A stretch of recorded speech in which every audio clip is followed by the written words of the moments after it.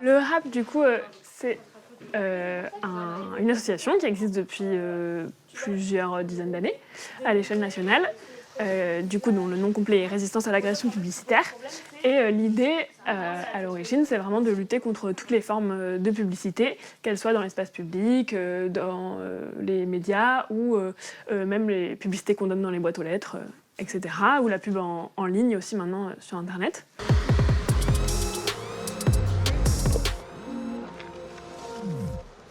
De base, il y a ce truc d'avoir des affiches qu'on n'a pas envie et des manières de consommer, des produits de partout, et c'est omniprésent et ça manipule et tout ça. Et en plus de ça, d'avoir ce rôle de potiche ou juste de personne un peu niaise là à sourire et tout. Enfin non, en fait, c'est pas ça la vraie vie.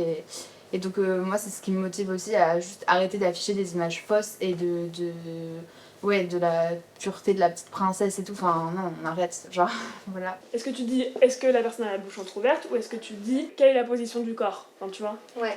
Ou par exemple la question, remplace cette femme par un homme. Oui, c'est ça. Ça marche très bien. Ça marche. Ça marche.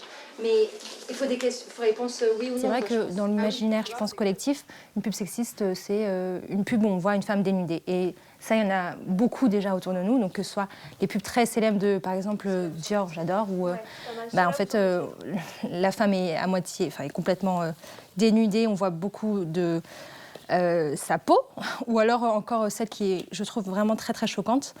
C'est celle de Dolce & Gabbana, où en fait il y a un groupe d'hommes qui entourent une femme et la femme se fait plaquer au sol par un des hommes. Donc moi je vois ça, j'associe ça à une scène de viol collectif, quoi. Donc c'est assez brutal. Donc celles-là, elles sont de manière assez évidente sexistes.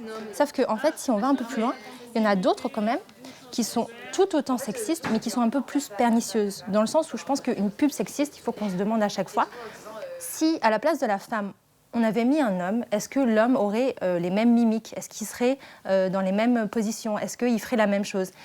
Et si on se dit que quand même ça ferait un bizarre si c'était un homme qui était à cette place, c'est là où on peut se dire qu'effectivement c'est une pub sexiste. À partir du moment où on se met à repérer tous ces petits détails, la bouche entrouverte, la position des jambes, ou la robe échancrée, ensuite on les voit partout et on se dit mais on me prend vraiment pour des débiles, quoi. Par exemple le slip français, leur pub pour femmes, les femmes elles sont en maillot, et pour les hommes, il y a le dessin du slip, quoi. C'est insupportable.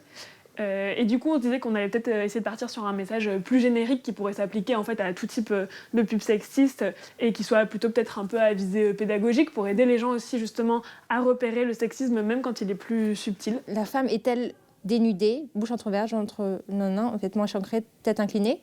Oui, non. Et donc si non, tu passes à la truc d'après. La femme est-elle plus mise en avant que le produit? Oui, non. Tu passes à la question d'après, visualiser. Non. Un homme pourrait-il être à la place de la femme? Oui, non.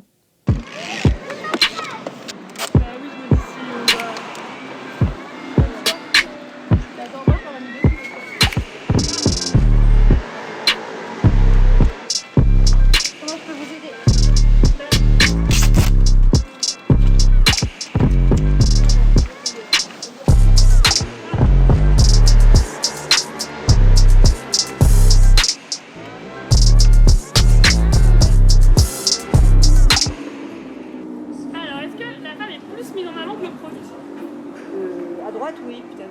Ah ouais, carrément, hein. C'est la femme. La bouche. Par contre, de l'autre côté, il faut peut-être lire avant de voir le... Une bouche qui appelle des commentaires très sexistes. Voilà, si vous avez répondu oui à une des 3 questions, ça veut dire que cette pub est sexiste. Mais carrément, on est d'accord avec Ça, vous. c'est un test très simple, vous pouvez le faire sur toutes les pubs que vous croisez. Il y a une pub pour une bagnole actuellement, une grosse Audi. Alors on voit une femme, tout en blanc, une femme immense. On se demande ce qu'ils vendent, s'ils vendent la bagnole ou la femme. Je trouvais l'affiche très belle, donc parfaite.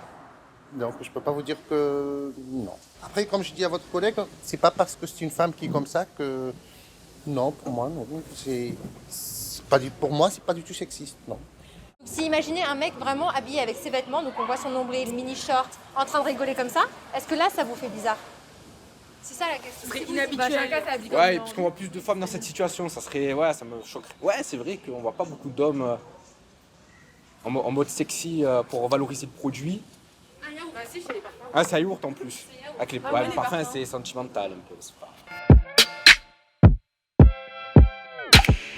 disais que tu n'avais pas remarqué spécialement des pubs sexistes. Non, mais je trouve ça banal maintenant. Genre on a tellement envie que l'inverse, ça serait plus bizarre. On va prendre une fille qui a des boutons sur le visage ou... Enfin, j'ai rien contre les... excusez-moi, le terme est une moche, entre guillemets, si on peut dire ça comme ça. Mais peut-être qu'on pourrait mettre que la bague, en fait. Peut-être qu'on n'aurait pas besoin de mettre ni une moche ni une belle. Ou que la main.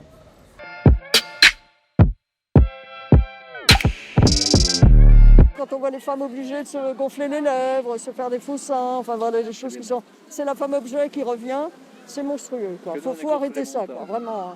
Supprimer ces pubs qui sont non seulement insupportables, mais même pour les jeunes filles, les petites filles qui voient ça, qui finissent par s'identifier aussi, des modèles, c'est de très mauvais modèles. Je suis ravie qu'elle fasse ça et je trouve que c'est une bonne action, vraiment une action militante forte. Il faut que les femmes se prennent en main maintenant, collectivement, aussi, individuellement et collectivement.